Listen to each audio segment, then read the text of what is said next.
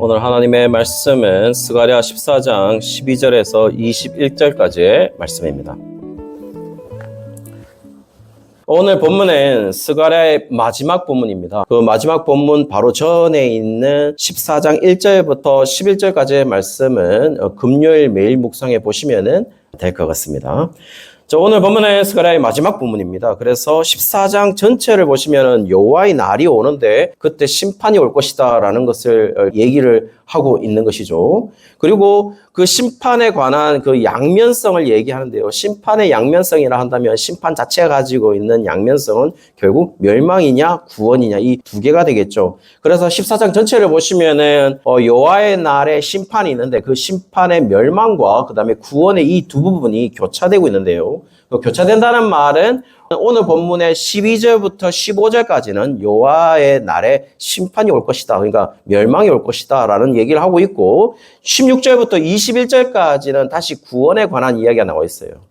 그리고 오늘 본문 바로 앞절까지 그러니까 1절부터 11절까지를 보시면은 1절부터 5절까지는 여호와의 심판이 기록되어 있고 6절부터 11절 그러니까 오늘 본문의 바로 앞절까지는 다시 또 여호와의 날에 구원을 받는다라는 이 두 가지 양면성이 서로서로 한 번씩 이렇게 기록되고 있는 것이죠. 자, 그렇게 얘기하면서 심판을 먼저 얘기를 하고 있습니다. 심판을 먼저 얘기하는데 12절 상반절에 보시면 심판의 대상들이 나와 있어요. 심판의 대상은 보시면은 예루살렘을 친 모든 백성이다 이렇게 되어 있습니다. 예루살렘을 쳤으니까 그것은 바로 이방 나라를 의미하겠죠. 그 열방들이 다 지금 심판의 대상이다라는 사실을 얘기해 주고 있습니다. 그 심판의 최종적인 특징은 뭐냐면은 재앙이다 이렇게 나와 있습니다. 여기 재앙을 보시면 이 마게파라는 이 히브리어 단어인데요. 실제로 전염병과 같은 것이죠. 전염병입니다. 당시에 전염병이라고 하는 것은 고대 사회에서 엄청나게 위험한 것이었을 것 같아요. 그러니까 옛날에 있었던 전염병이라고 하는 것은 그야말로 최대로 많은 사람들이 죽었던 전쟁보다 더 심하게 죽었던 것이 바로 이 전염병이었습니다. 그런데 그것이 지금 어떻게 할 거라고요? 재앙과 같이 올 것이다 라는 얘기를 하고 있는 것이죠. 그래서 이 재앙이라는 이 마게파라는 이 히브리어 단어는 결국 전염병이라는 것이죠. 자, 그런 의미를 가지고 지금 재앙이 임할 거라고 했는데 그 재앙의 한 세 가지 정도의 특징을 얘기하고 있습니다. 그 세 가지 특징을 보시면 첫 번째로 육체적 재앙을 얘기하고 있죠. 보시면 이렇게 표현되어 있어요. 살이 썩는다라고 되어 있고 눈동자가 눈구멍 속에서 썩는다라고 되어 있고 혀가 입 속에서 썩는다라는 표현을 썼습니다. 그래서 인간이 지탱하고 있는 눈, 그리고 코, 입, 몸 이런 것들이 다 기능을 잃어버릴 것이다 라는 얘기를 하고 있고 지금 이 썩는다라는 표현은 뭐냐면은 이 마카크라는 이 동사인데요. 완전히 썩어 무너져서 형체를 알 수 없는 걸 얘기하고 있습니다. 그래서 이 나병과 같은 것들. 그리고 그 재앙이 보시면은 빨간색에 보시면은 눈구멍 속에서 그리고 입 속에서라고 하는 걸 보면은 아주 심층적인 부분까지 완전히 멸망할 거다. 완전히 부패할 거다라는 얘기를 하고 있다라는 겁니다. 다시 말씀드리면 온전히 살아있을 수 없다. 살아있는 것 자체가 완전히 사라진 그런 상태가 바로 이 재앙의 상태다라는 걸 얘기해 주고 있어요. 그러면서 재앙의 두 번째 특징으로는 심리적 재앙을 얘기하는데요. 13절에 보시면은 이 심리적 공포로 인해 가지고 대적들끼리 서로 싸우게 될 것이라고 얘기했고 그 대적들끼리 서로 싸우는 것을 자세히 보시면은 어떤 단어로 표현하냐면 요란하게 하시다라고 얘기해요. 이 요란이라는 단어가 뭐냐 하면은 이 메후마라는 단어인데요. 소란, 당황, 파괴, 풍요, 혼란이라는 단어입니다.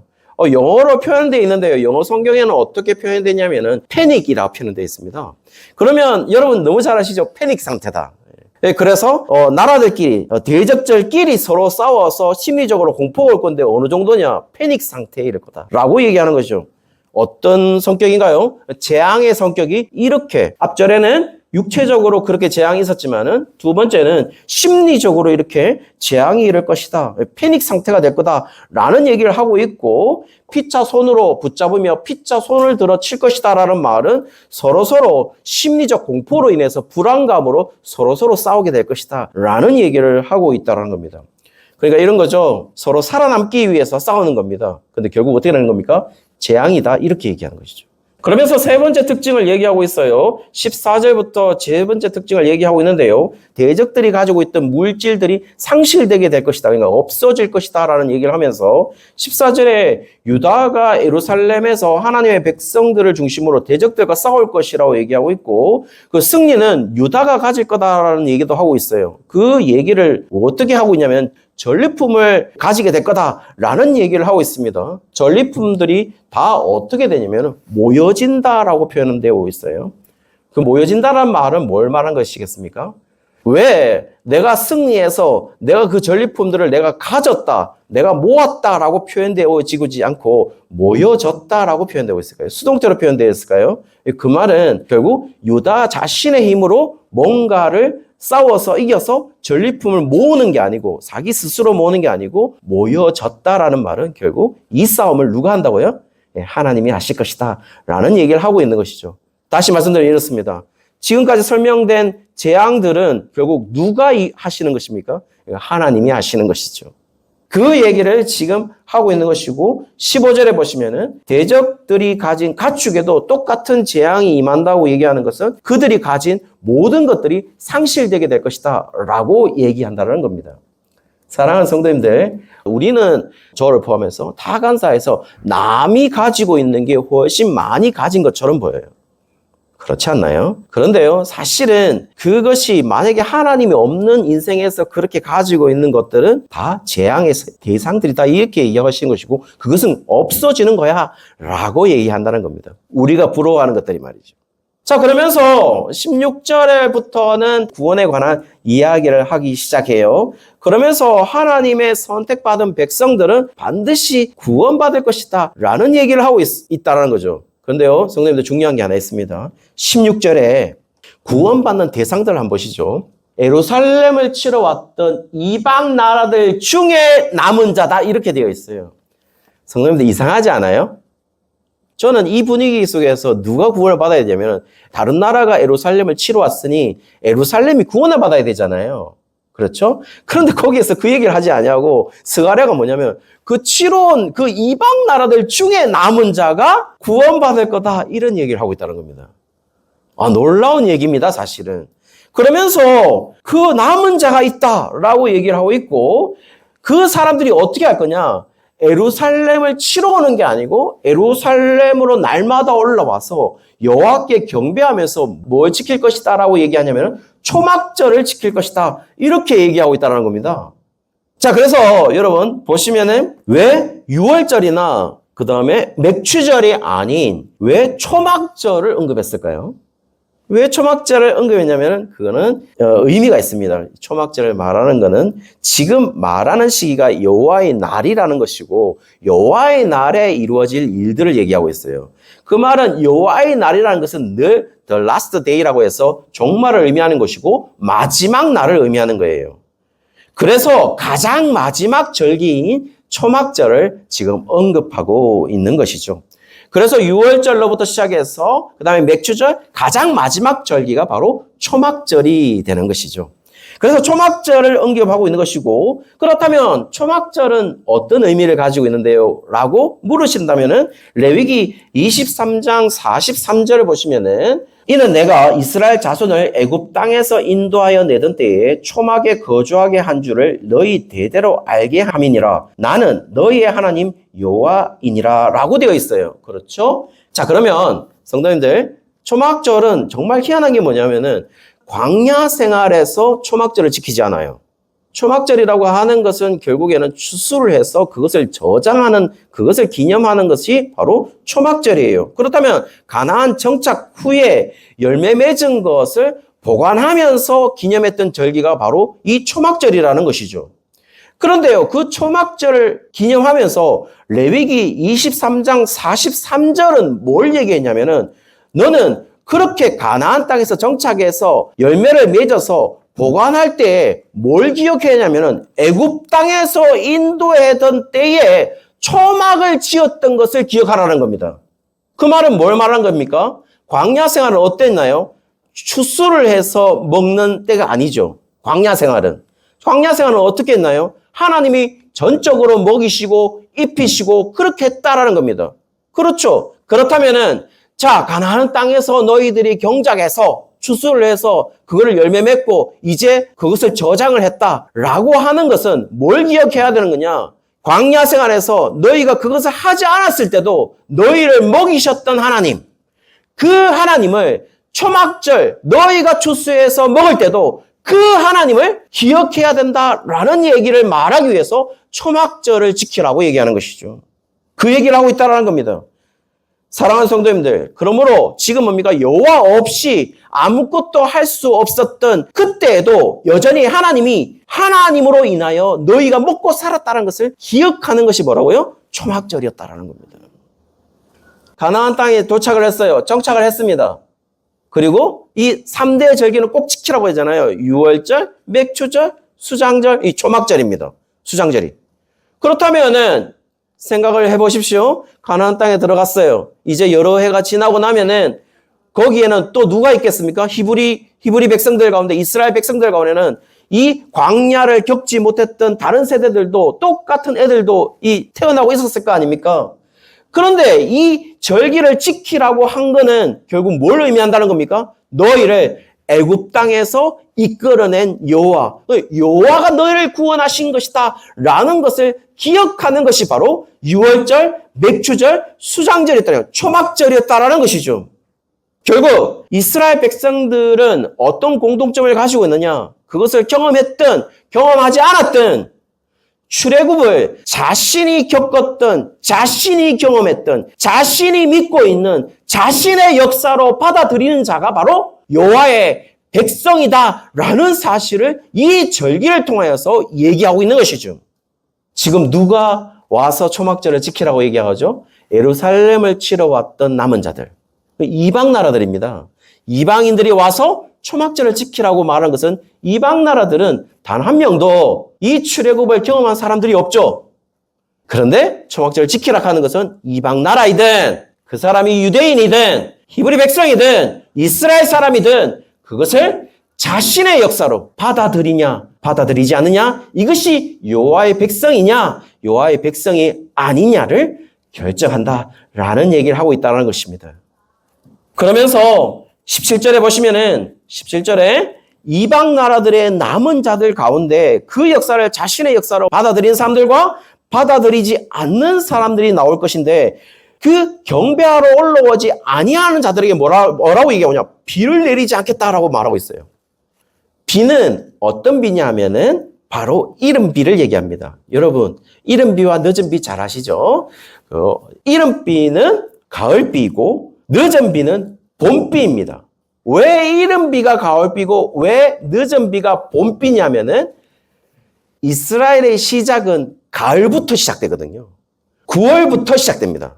우리는 1월부터 시작되지만 이스라엘의 시작은 9월부터 시작돼요. 5월부터 9월까지 여름이니까 지중해성 기후는, 이스라엘은 지중해성 기후잖아요. 지중해성 기후는 여름은 건기예요. 땅이 바짝 마른다라는 겁니다. 비가 안 온다라는 거죠. 그 여름 동안 5월부터 9월까지. 그러면 이스라엘 땅의 특징은 뭐냐면은 석회질이 엄청나게 많습니다. 석회. 그래서 여러분, 지중해성 기후의 땅을 가보시면은 어떤 땅이냐면 처음부터 다 정수해서 먹어야 됩니다. 물을. 석회가루가 너무 많거든요. 그러면 석회가루가 많다는 말은 건기가 되면 어떤 일이 벌어집니까? 석회가루가 많기 때문에 땅이 완전히 말라버린다는 거죠. 그래서 사막이 형성된다는 겁니다. 그러면은 결국에는 여름 동안 바짝 말라 있는데 이른비 9월부터 10월, 그러니까 9월달 10월달 거기에 이른비가 오지 않으면 그 다음에 농사를 시작을 못하는 거죠. 말라 있는 상태에서 비가 와야 농사의 경작이 시작되지 않습니까? 심을 수 있지 않습니까? 그게 뭐라고요? 이른비였다고요. 그 이른비가 오지 않으면 끝장나는 거죠. 그런데요, 여러분, 여기에 말하는 이 비는 이른비인 거죠. 왜 그런 줄 아십니까? 초막절이 언제 있냐면 7월에 있거든요. 그러니까 9, 10월에 내리는 이 이른비가 오지 않으면 너무너무 어렵게 된다는 겁니다. 그럼 늦은 비는요, 봄비거든요. 봄비라는 말은 겨울은 어떤 일이 벌어지냐면은 겨울은 11월부터 4월까지인데요. 11월부터 4월까지 겨울은 우기입니다. 우기. 지중해성 기후는. 겨울을 우기니까 비가 많이 오죠. 그런데 마지막 경작할 때 다시 한번 비가 내려줘야 그 다음에 추수가 완벽하게 되거든요. 그것을 가지고 뭐라고 하냐면 늦은 비다 이렇게 얘기하는 겁니다. 그래서 이 이스라엘 땅은 이른 비와 늦은 비가 오지 않으면 그야말로 너무 힘든 세월을 살 수밖에 없다라는 걸 얘기하고 있다는 겁니다. 그렇다면요, 비가 오지 않게 하겠대요. 그럼 비가 오지 않다는 말은 재앙인 것이죠. 그렇기 때문에 이 이른 비와 늦은 비는 그 당시 사람들이 느꼈던 것은 하나님의 자기 백성에게 하나님 되심에 대한 증거가 뭐냐? 바로 이른 비와 늦은 비였다라는 겁니다. 하나님이 은혜 베푸심이니까요. 그리고 그 백성이 감사함으로 하나님의 백성을 입증하는 순간이 뭐냐? 바로 이른 비와 늦은 비였다라는 겁니다. 엄청난 의미가 있는 것이죠. 근데요, 그 비가 오지 않을 거다라고 얘기하고 있다는 겁니다. 엄청난 재앙인 것이죠. 만약에 여호와께 오지 않는다? 여호와께 경배하러 오지 않는다? 비가 내리지 않을 것이다. 이 얘기를 하고 있다는 겁니다. 18절은 더 의미가 있습니다. 18절에 보시면은 애굽 족속에 관한 이야기를 하고 있어요. 성도님들, 애굽도 보십시오. 애굽 족속이 올라오지 아니할 때, 이 말은 뭘 말하겠습니까? 비가 내리지 않는 것은 엄청난 제약인데 애굽은 비가 내리지 않아도 됩니다. 이집트. 왜 비가 내리지 않아도 재앙이 아니죠? 뭐가 있습니까? 마르지 않는 나일강이 있기 때문인 거죠. 그런데 이 말은 뭘 말한 거냐? 그래, 너희가 나일강이 있어? 그걸 의지하고 있느냐? 그래도 만약에 그걸 의지하고 나한테 예배하러 올라오지 않으면 어떻게 된다고요? 재앙이 있을 것이다. 이 얘기를 하고 있다라는 겁니다. 한마디로 지금 이런 얘기죠. 하나님의 재앙이 있을 때에 재앙을 피하는 방법은 없다라는 겁니다. 그리고 하나님에게 재앙이 내리실 때 피할 수 있는 대상은 없다라는 사실을 19절에 이야기를 하고 있습니다. 자, 그러므로 재앙을 피하는 방법은요. 16절과 17절에 보시면은 재앙을 피한 방법은 예루살렘으로 여호와께 경배하러 올라오는 것이다 라고 얘기하고 있어요. 이 경배하다라는 단어가 샤하라는 단어인데요. 샤하라는 이 히브리어는 굴복하다, 엎드리다, 복종하다, 경배하다라는 의미인 겁니다.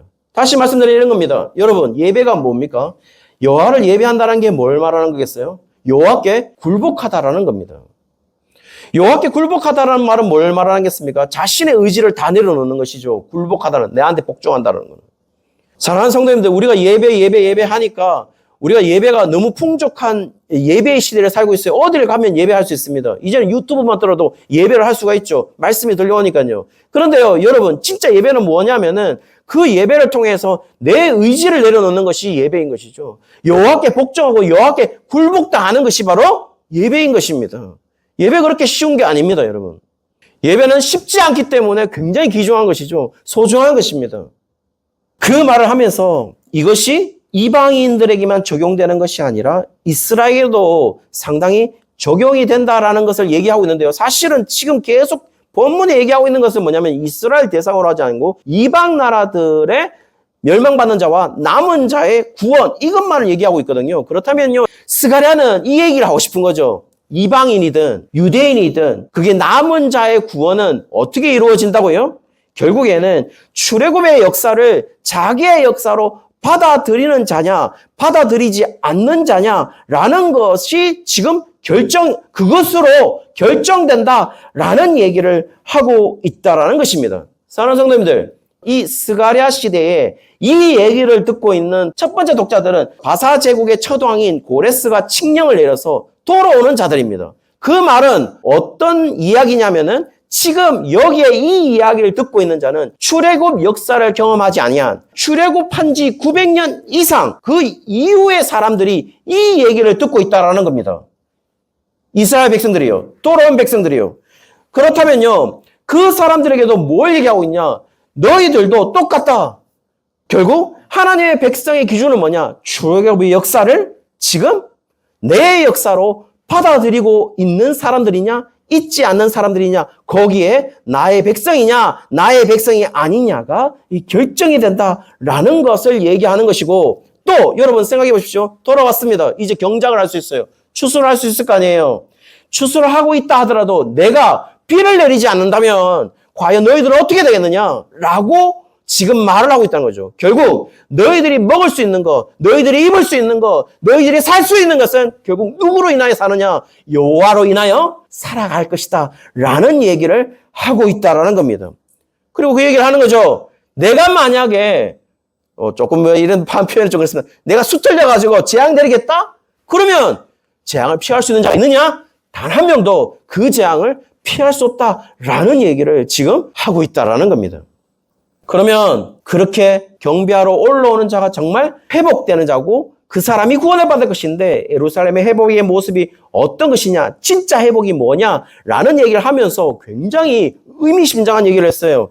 회복하는 범위를 얘기했습니다. 20절에 보시면 이렇게 돼 있어요. 그날에는 말방울에까지 여호와께 성결이라 기록할 거다라고 되어 있습니다. 성도님들, 여기에 말방울까지도 성결이라고 된대요. 그런데요, 여러분, 부정한 짐승 가운데 레위기 11장 1절에서 8절까지 보시면 이 부정한 짐승이 있어요. 이 부정한 짐승이 뭐냐면은 이렇게 되어 있습니다. 모든 짐승 중에 굽이 갈라져 쪽발이 되고 새김질 하는 것은 너희가 먹어라. 이렇게 되어 있습니다.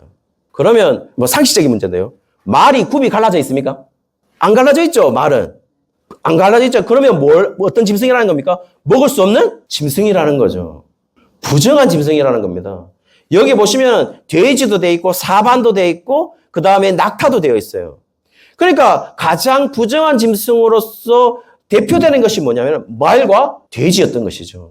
근데 여기에 뭐라고 되냐? 말방울에까지 여호와의 성결이라 만드는 말도 어떻게 된다고요? 아주 거룩한 짐승이 된다라는 얘기를 하는 거죠. 왜냐하면 여호와께 성결이라고 붙었으니까요. 근데 이 여호와께 성결이라는 이게 어디에 붙느냐면은 출애굽기 28장 36절에 보시면요. 너는 또 순금으로 패를 만들어 도장을 새기는 법으로 그 위에 새기되 여호와의 성결이라고 쓴다라고 되어 있어요. 이 말은 뭐냐면 이 구절이 아론이 머리에 쓰는 패 위에 여호와의 성결이라고 쓴다는 거예요. 자, 그러면 여러분 의미심장하죠. 왜요? 왜 의미심장합니까? 아까 말방울에 여호와의 성결이라고 쓰는 것인데 여기 원래 여호와의 성결이라는 건 어디에 써 있다고요? 아론이 머리에 쓰는 패에 여호와의 성결이 있다고요. 아론은 누군데요? 대제사장이잖아요. 그런데 말방울은 뭡니까? 그야말로 우리가 부정하다고 하는 그 방울이잖아요. 말이잖아요, 말. 근데 그 부정한 그 말이 어떻게 된다고요? 말방울이 어떻게 된다고요? 그 말이 어떻게 된다고요? 성결하게 된다는 거예요. 어느 정도로? 아론 머리에서는, 대제사장 머리에서는 그 정도로 그렇게 회복될 것이다 라고 얘기하고 있는 것이죠. 완전한 질적 변화를 얘기하고 있다는 겁니다. 부정한 것이 정하게 된다는 거예요. 누가? 여호와께서. 여호와께서 그렇게 하신다. 회복이라는 건 그런 거다. 또 말하면서 회복의 예를 또 제시합니다. 여호와의 전에 있는 솥이 제단 앞 주발과 다름이 없을 것이다 라고 되어 있어요. 여기 보면 성도님들 뭐가 이렇게 대조가 되어 있습니까? 솥과 주발이 되어 있죠. 제단 앞에 있는 주발. 이 말은 뭐냐면 솥은 히브리어로 시르입니다. 항아리고 단지고 솥이에요. 그리고 열왕기상 7장 45절에 보시면은 이 솥이 나옵니다. 여러분 이 솥이 열왕기상 7장 45절에 이 솥이 시르라고 나와 있어요. 근데 여러분 이게 중요한 이유가 뭐냐면 열왕기상 7장은 이 성전에 있는 기구들을 설명하고 있어요. 그런데요, 특이한 거는 뭐냐면은 열왕기상 7장 1절부터 39절까지는 성전 기구에 하나씩 좀 중요한 것들을 하나는 이렇고 하나는 이렇고 하나는 이렇고 하나는 이렇다 라고 기록해 놓고 40절부터 끝절까지는 뭐라고 되어 있냐면은 그 밖에 성전 기구들 거기에 뭐가 들어가 있냐면 솥이 들어가 있는 거죠. 자, 그럼 성도님들 하나하나 기록됐다는 말은 굉장히 중요한 것들이죠. 그러면 그 외에 다른 것들은요? 사실은 중요도가 떨어지는 것들이죠. 거기에 뭐가 있다고요? 솥이 들어가 있다고요. 특별히 이 솥 시르라는 것은 일반 백성들이 쓰는 것들이었어요. 출애굽기 16장 3절이나 열왕기하 4장 33절에 보시면은 일반 백성들이 쓰는 것들이었어요. 그러니까 일반적인 것들이었던 거죠. 거기에 지금 성전 기구로 들어와 있다는 겁니다. 그러니까 그 외에 성전 기구는 이런 게 있어 라고 얘기할 때 솥이 들어가 있는데요. 지금 그 솥이 뭐라고요? 제단 앞 주발과 다름없다라고 되어 있다는 겁니다. 그것과 다름이 없어 라고 얘기했다는 거죠. 그 말은 뭐냐면은 이 주발은 출애굽기 38장 3절에 보시면 제단의 모든 기구 곧 통과 부삽과 대야와 고기 갈고리와 불 옮기는 그릇을 다 노스로 만들고 있어요. 이 대야하는 게 이 미즈라크라는 것이 바로 이 주발입니다. 근데 여기에서 말하는 출애굽기 38장에서 얘기하는 이 미즈라크는 제사장들이 손을 씻는 것이 이 미즈라크입니다. 그러면 엄청나게 중요한 거죠. 제사장들이 제사를 드리기 위해서 손을 씻는 것이 대야, 그것이 주발이니까요. 그러면 성도님들, 이 지금 어떻게 회복된다는 거죠? 아까 그 소시라는 씨르는 그냥 중요도에 있어서 제사에도 별로 관여하지 않는 그냥 삶는 솥이에요. 그 솥이 씨르인데요. 그게 제사장, 제사에 관계되는 정말 중요한 그 대야, 주발과 다름없다라는 말은 거룩한 것이 차이가 없이 씨르도 엄청나게 거룩한 것이 될 것이다 라는 것을 얘기하고 있다는 겁니다. 일반적으로 쓰이는 솥이 말이죠. 그러면서 21절 보십시오. 그런 차이가 성전에만 국한된 게 아니고 어디까지 확대가 됩니까? 예루살렘과 유다에까지 확대가 된대요. 그렇게 되어 있습니다. 그래서 예루살렘과 유다의 모든 솥이 만군의 여호와의 성물이 될 것이다 라고 얘기를 하고 있어요. 그 성물이 뭐냐면 코데시라는 거룩하게 된다라는 겁니다. 자, 여러분 뭘 말하는 거겠습니까? 그러면서 또 중요한 얘기하죠. 제 밑에 보시면 가나안 사람이 다시 있지 않을 것이다 이렇게 얘기하고 있어요. 여기 가나안 사람이 다시 있지 않겠다. 이게 무슨 말이겠어요? 성도님들, 이거는 굉장히 의미가 있는 말입니다. 사사기에 보시면은 가나안 정착하고 나서 여호와 하나님이 뭐라고 명령하셨습니까? 가나안 사람들을 다 쫓아내라고 했죠. 근데 다 쫓아내지 않았죠. 어떻게 됐습니까? 그 땅이 혼합주의가 되어버렸죠. 종교다원주의가 되었다라는 겁니다. 그런데요, 또 의미하는 게 뭐냐면 가나안 사람들이라고 하는 건 가나안이란 말이 고유명사로서 지명을 사용하면 가나안이 되는데요. 이 가나안이 히브리어 원래 뜻은 뭐냐면은 무역하는 사람입니다.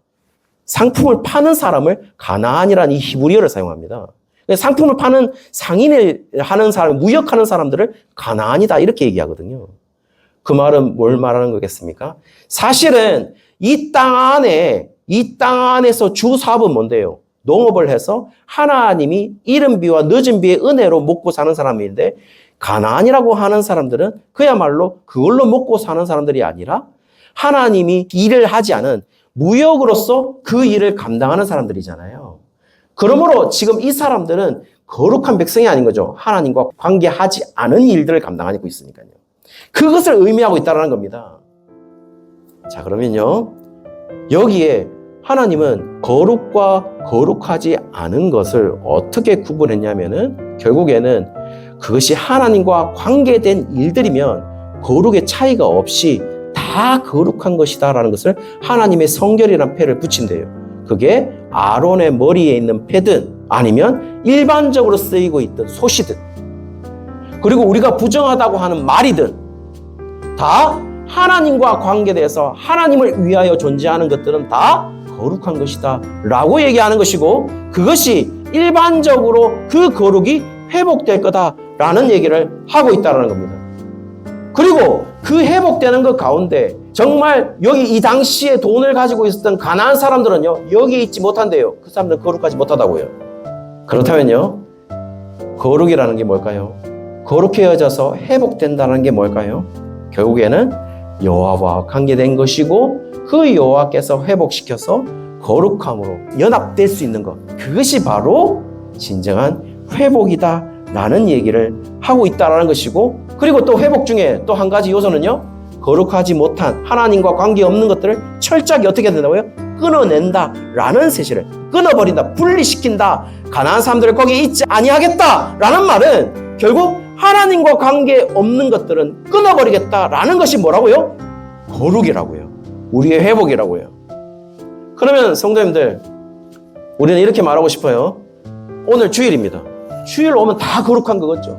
다 거룩해요. 그러면 월요일은요. 나 하나를 대상으로 하고 주일에 김태훈 목사, 월요일에는 월요일에 김태훈 인간으로 돌아갑니다. 그렇게 돼 있습니다. 그런데 그게 회복이 아니라 주일에 나와 월요일에 나가 똑같다. 여전히 여호와께서 먹이지 않는다면 살 수 없는 나가 바로 너라는 존재다 라는 것을 지금 회복이라고 얘기하고 있는 거죠. 말방울까지 회복시킬 거다. 내가 솥까지 회복시킬 것이다. 그 대신 너희들이 할 일은 뭐냐? 가나안 사람들이 거기 있게 하지 마라. 여호와와 관계없는 것들을 철저히 분리시키라. 이 얘기를 하고 있다는 겁니다. 여러분, 여호와와 관련 없는 것들이 얼마나 많습니까? 우리의 인간적인 생각들, 우리가 인간적으로 바라보고 있는 회복들, 내가 인간적으로 내 자녀들이 잘 됐으면 하는 것들, 내 손자 손녀들이 잘 됐으면 하는 것들, 그리고 내가 조금 더 풍족하게 살았으면 좋겠다 하는 것들, 나쁘다는 게 아니라 그것이 만약에 여호와와 관계없는 것들이라면 그거는 분리해야죠. 거룩하지 못한 것들이니까. 사랑하는 성도님들, 참 어렵죠. 그러나 여호와가 이 어려운 것을 여전히 내가 너와 함께 있으니까 그것으로 너희는 거룩한 백성이다 라는 것을 우리에게 말해주고 있는 것이죠. 네가 거룩해서 거룩해지는 게 아니고 여호와께서 너희와 함께이기 때문에 너에게는 어떤 것이 기록되냐면 여호와께 성결이라는 것이 너에게 기록되어 있다. 그것을 믿고 살아가는 우리 모든 성도님들 되시기를 주의 이름으로 축원합니다.